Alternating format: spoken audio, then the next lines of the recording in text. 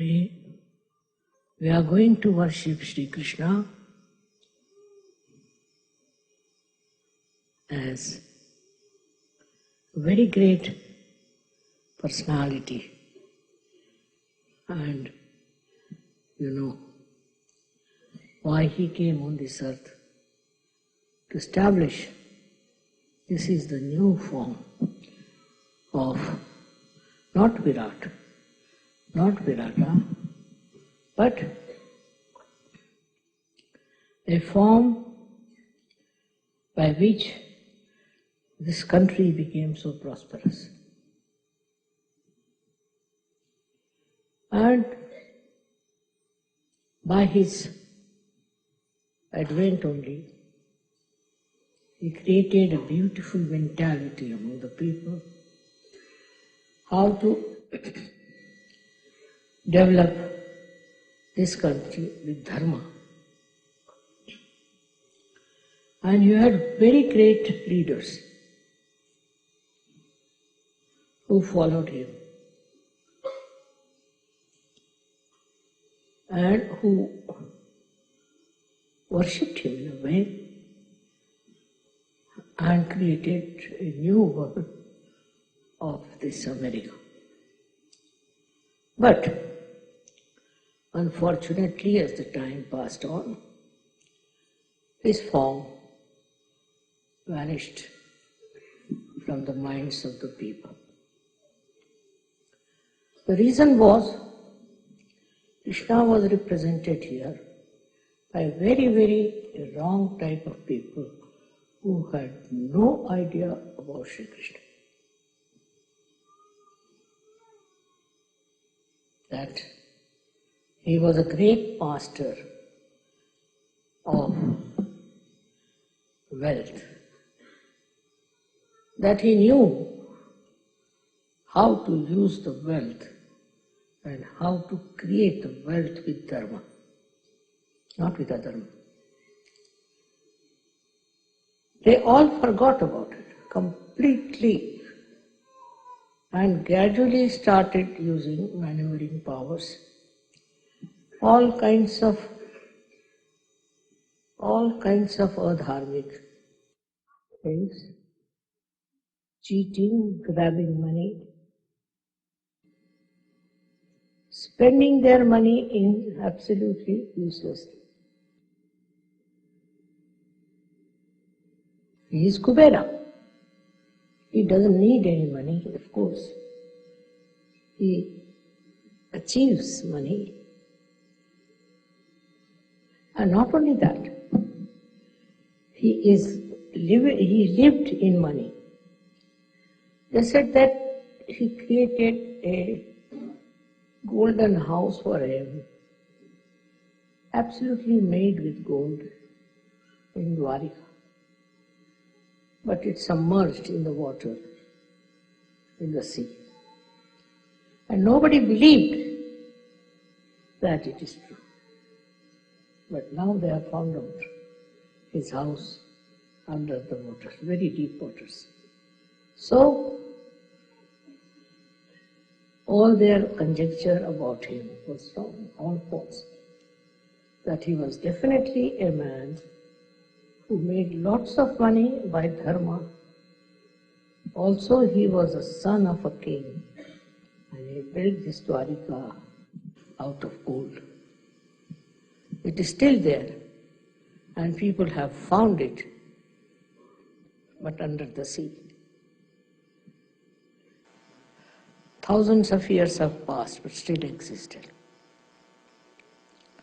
Only because perhaps we belong to Sri Krishna, it is still existing. That's what it is.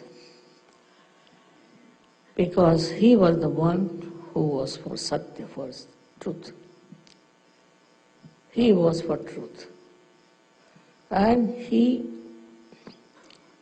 worked out everything on the principle of truth. Whatever was not truth, he tried to finish it up. Whatever was destructive, he tried to remove that. And he established himself through truth only. He is the one who represents the truth, absolute truth, and how the truth can prevail in everything. I'm just the opposite of him because I don't understand money at all. But he's looking after that part in my life. So I'm so hopelessly bad.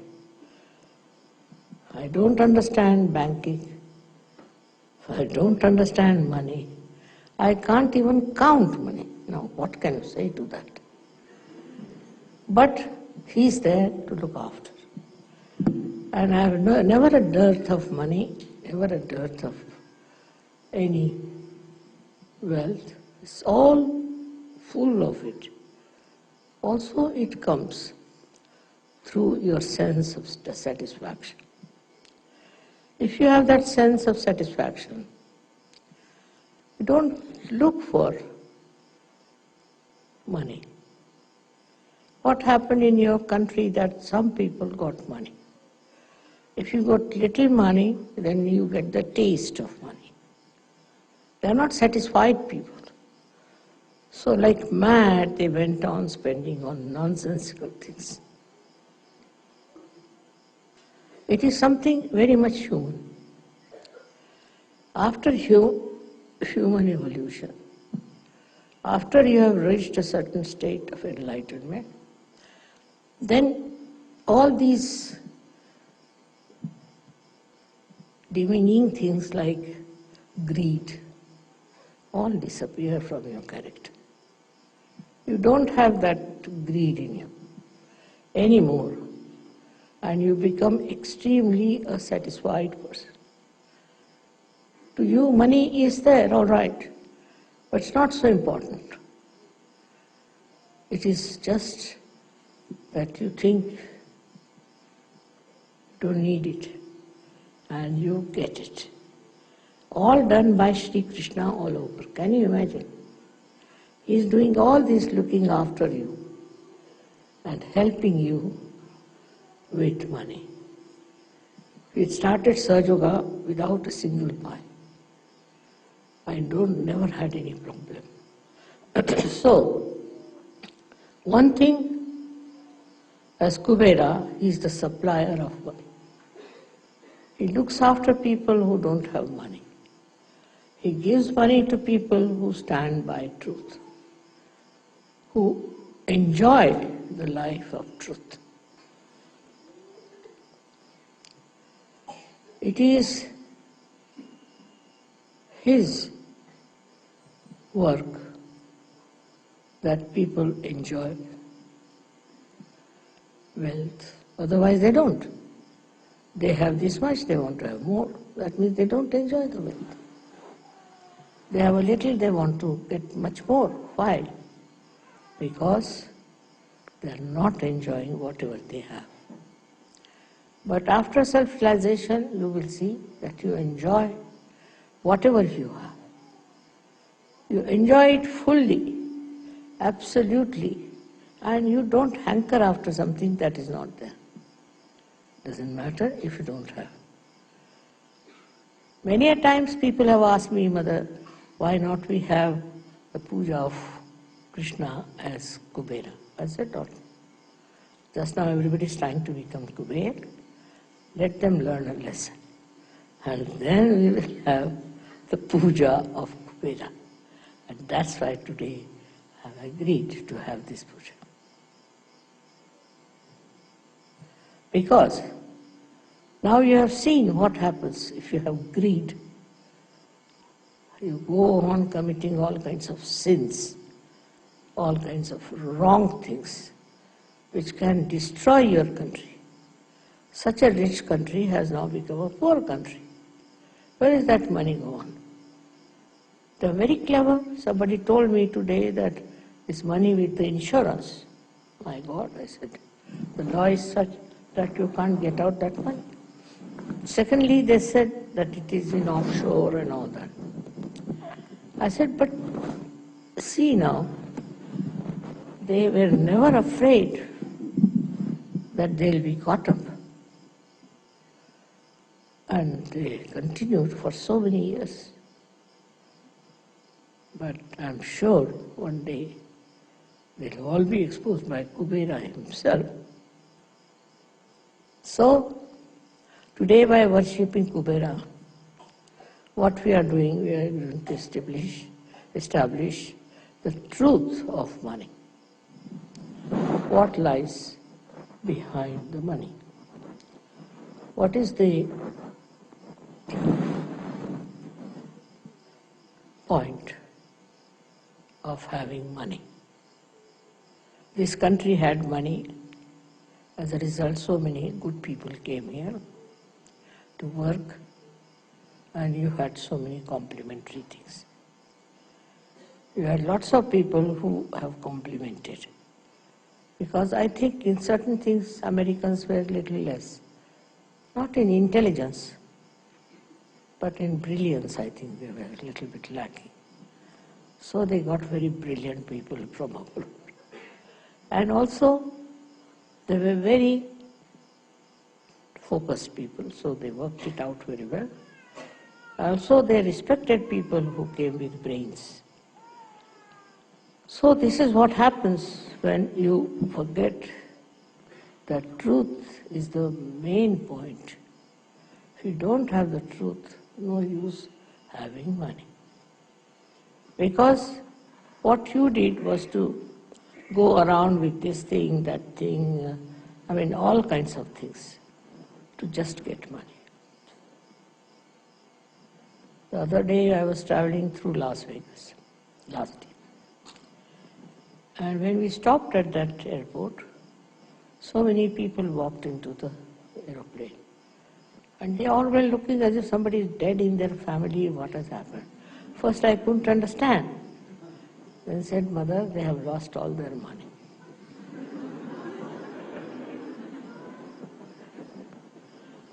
So, when they have money, they are jumping. Next moment, they are crying because they have lost the money. What's the use of such a money, which is so temporary, which is so useless? But that is human nature, to run after Maya. And this is the quality of money, that it gives you Maya. Maya like this, that they get a little money somewhere. With that little money, they buy something. Then they think money is very important. So you can buy lots of things. You can buy cars, you can buy aeroplanes, this, that. So there is where Maya plays on.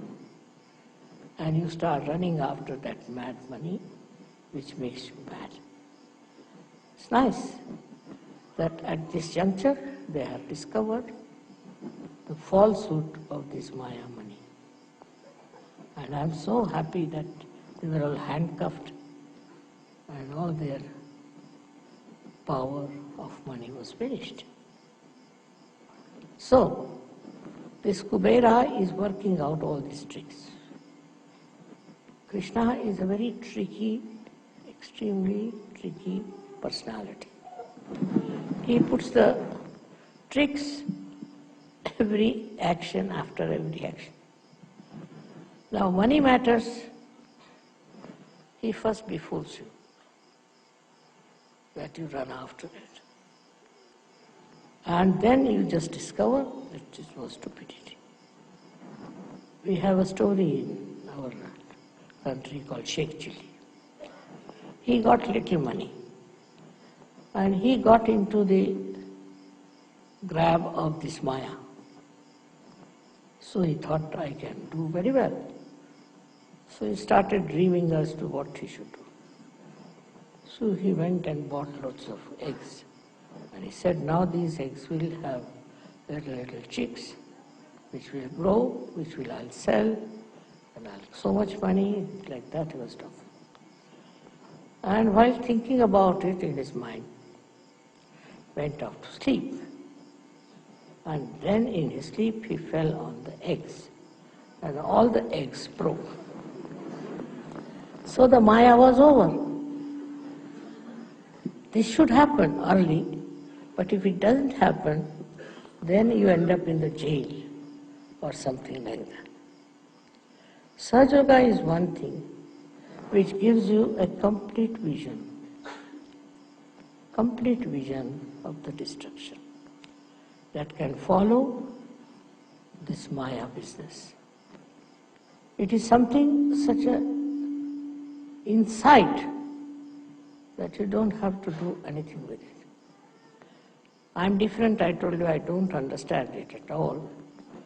But even if you understand the value of money, even if you understand that money can bring lots of things to you, despite that you don't look at it, just turn your face. That is the sign of a real Sahaja Yogi. To him, it doesn't matter temperamentally. It's not that he does something for that or tells his mind, nothing. Temperamentally, he doesn't care for money, just because he's above it. The one who is above money is a real Sahaja Yogi. The one who is engulfed in the nonsense and the Maya of money is not a Sahaja Yogi.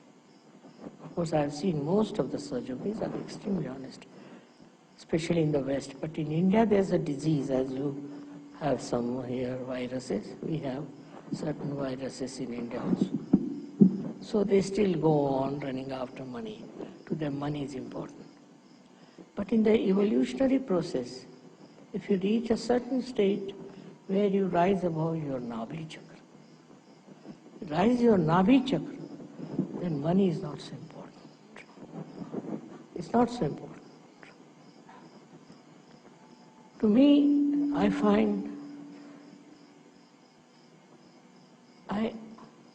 I cannot buy things unnecessary.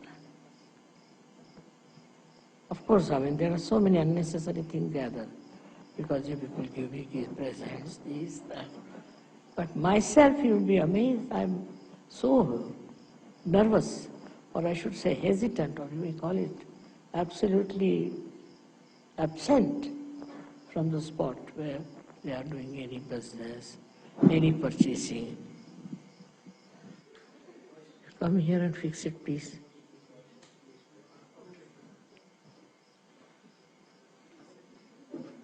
It falls down, so I'm holding on.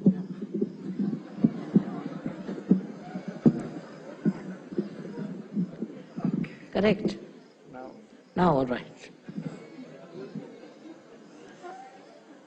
In the same way, Sahaja Yogis have to fix their mind.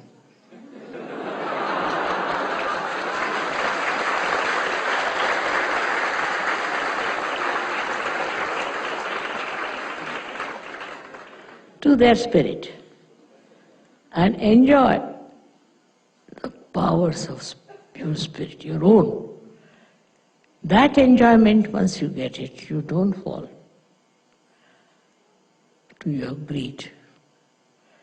This is something very, very simple. But sometimes you don't do it. You get enamored by something, maybe a car, maybe an aeroplane, I don't know what, whatever it is. It's a headache to have too many cars, isn't it? But people have. They think by that people are impressed and they think no end of themselves and nothing.